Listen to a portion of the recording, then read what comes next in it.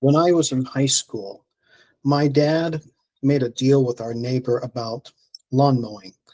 This arrangement was to prevent the neighbor's mower, a riding lawn mower, I think, from hitting the tree roots that protruded from the ground, specifically the tree roots of the trees in our yard.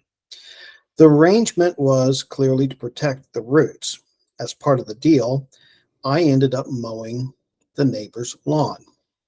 Please note, I was not involved in the negotiations. I was not even there. I was not going to be paid, and I was not going to benefit in any way. My dad simply told the neighbor I would mow my neighbor's lawn, and my dad simply assigned me the task. However, this situation turned into a major victory in my life. Looking back, I consider this one of the top 10 defining moments of my growing up years.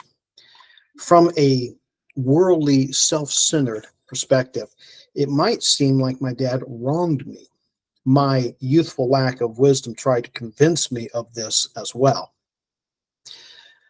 But a year or two earlier, when I was about 15, I learned a valuable lesson from the story of King Saul.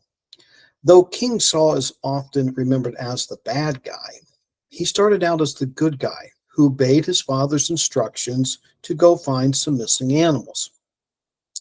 This reflects the biblical principle of children obey your parents. At that time of the lawn mowing, I had to decide whether to obey my dad with the right attitude or rebel by either doing the job in bitterness or telling my dad no and not doing it at all. I chose I chose to obey with the right attitude and mowed the neighbor's lawn.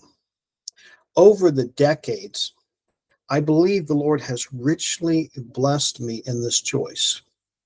I realize now that if I had chosen differently, that would have led to becoming someone who constantly argues for so called personal rights, or someone who rebels against authority, or someone who is unreliable in the eyes of a manager, a boss, or a principal.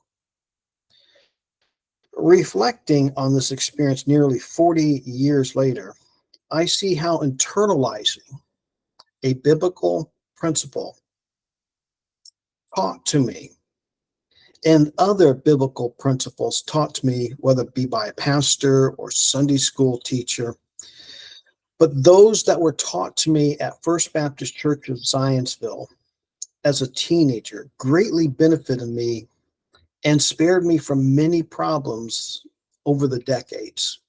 To them, I offer my heartfelt thanks for teaching me the truth. Sai Jian.